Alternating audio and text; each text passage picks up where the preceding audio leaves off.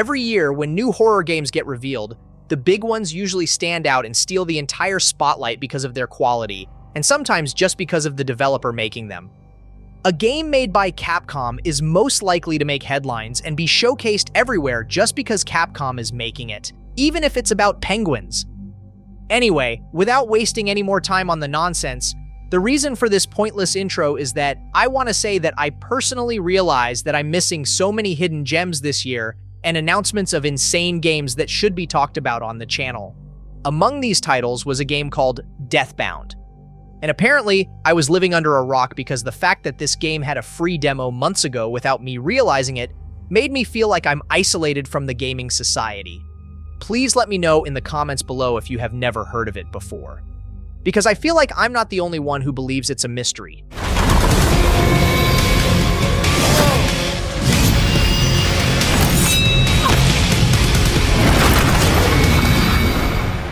Anyway, I played the demo a few days ago and I have a lot of thoughts. But before we start, it's been a long time since my last video on the channel, so please make sure to give me a like early. With that being said, let's dive into it.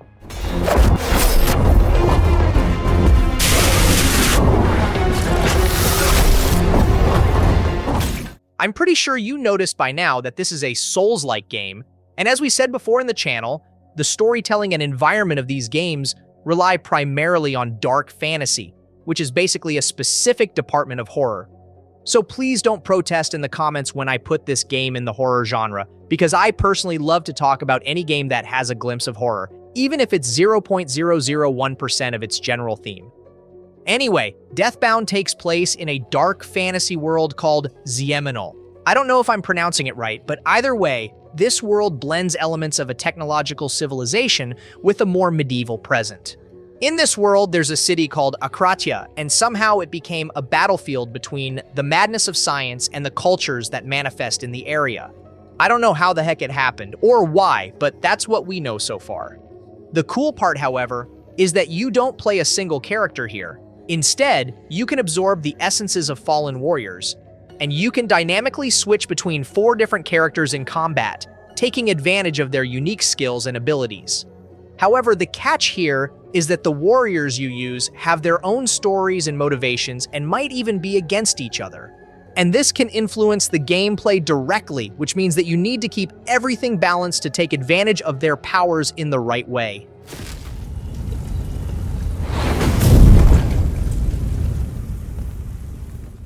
Each character has a different playstyle, from a brutal melee fighter to a ranged spellcaster to a more slow approach. They're all unique, and they can all help you at some point. As you progress, you can develop these characters' skill trees, customize their builds to your preferred strategy, and improve their overall capabilities. With that being said, the combat here is not flawless, and it has some notable disadvantages here and there. For example, the response time between pressing the buttons and the actions happening on the screen is not instantaneous. I thought this was something that bothered me alone, but apparently other players felt it too and saw it as inconvenience.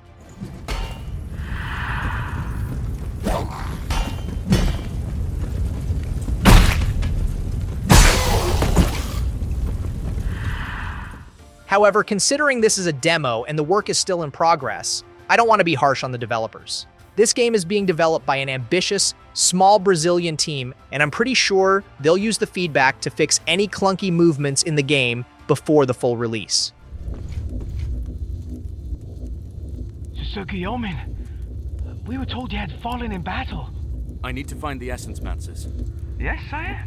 That's all we've been doing since we arrived. The developers also mentioned that the world here is influenced by their homeland, and there are multiple Brazilian references, including the martial art of capoeira, which is really insane, to be honest. For those who don't know that martial art, let me refresh your memory.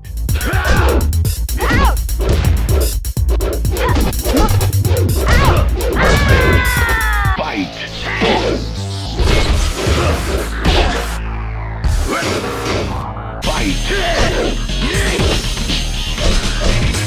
And by the way, no one can convince me that Tekken 3 is not the best game in the series.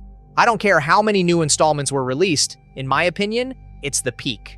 Maybe I'm tripping or something, but I really don't remember asking.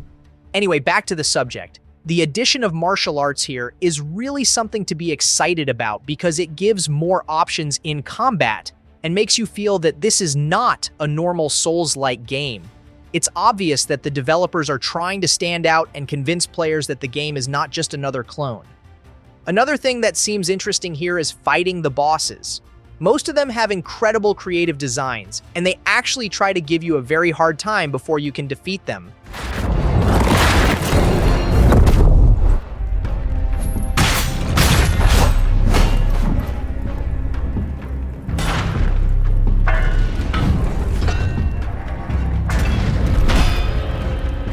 The story here is expected to explore themes of death, sacrifice, and the effects of scientific advancements on the cultural history of the place, which seems like the developers are actually taking the narrative part seriously. Tell me in the comments what you think about this game, and whether you already played the demo, or if you're like me and have never heard about it until recently.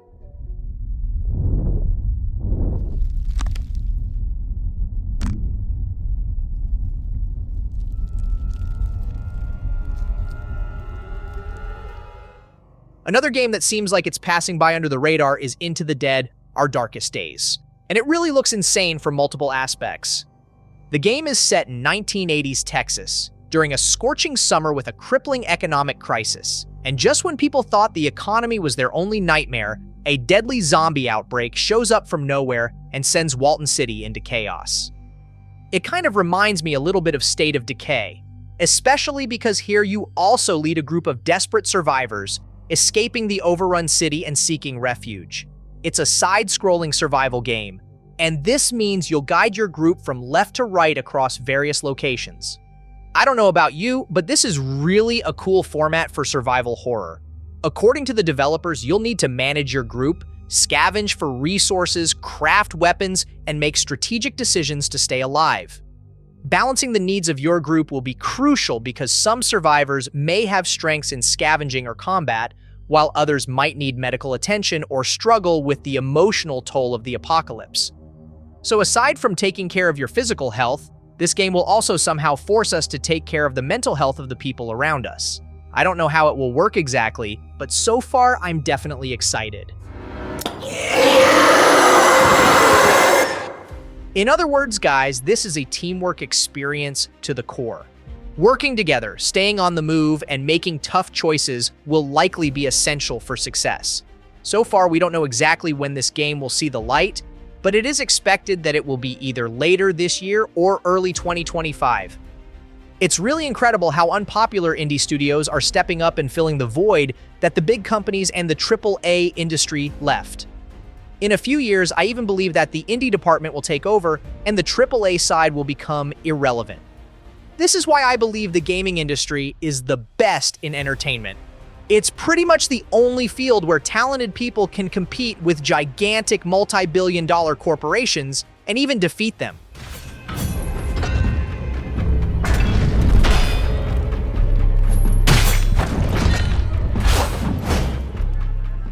Before I finish this quick video, I decided to give up a free game for one of you guys. And in order to keep things fair, we're deciding from now on to give a Steam key to viewers who regularly comment on the videos and contribute to the discussion on this channel.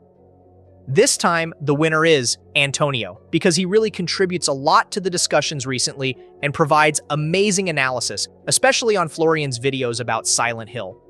So, Antonio, if you're watching this video right now, make sure to show yourself in the comments below to get a free Steam key for one of these games. Ebola 3, Mortal Kombat 11, The Evil Within 2, or Metro Exodus Gold Edition. I assume you know each one of these games, but if you don't, here's a quick reminder. The idea of Ebola 3 is obviously clear from its name, which centers around a chilling adventure of dealing with zombies in a story similar to the one in Resident Evil games. Mortal Kombat 11 doesn't need an introduction because I believe every gamer on the planet is familiar with this franchise and knows very well that it's among the best fighting games ever made.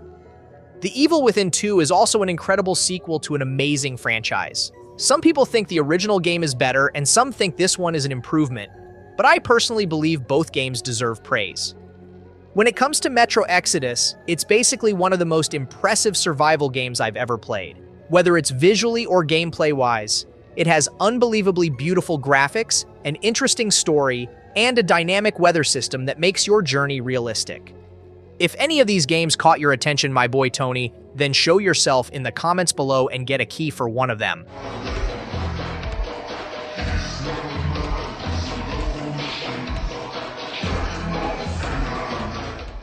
Anyway, this is it for today. Tell me in the comments what you think about Deathbound, and whether you believe I'm right about it or if you simply think I'm just hyping it and it's not really that impressive. I would also love to know about your opinion on the Into the Dead game and what your stance is on games with this format. As I said, people who engage in the discussion from now on will be selected to get a free game from time to time. Enough chit-chat for now. See you in the next video.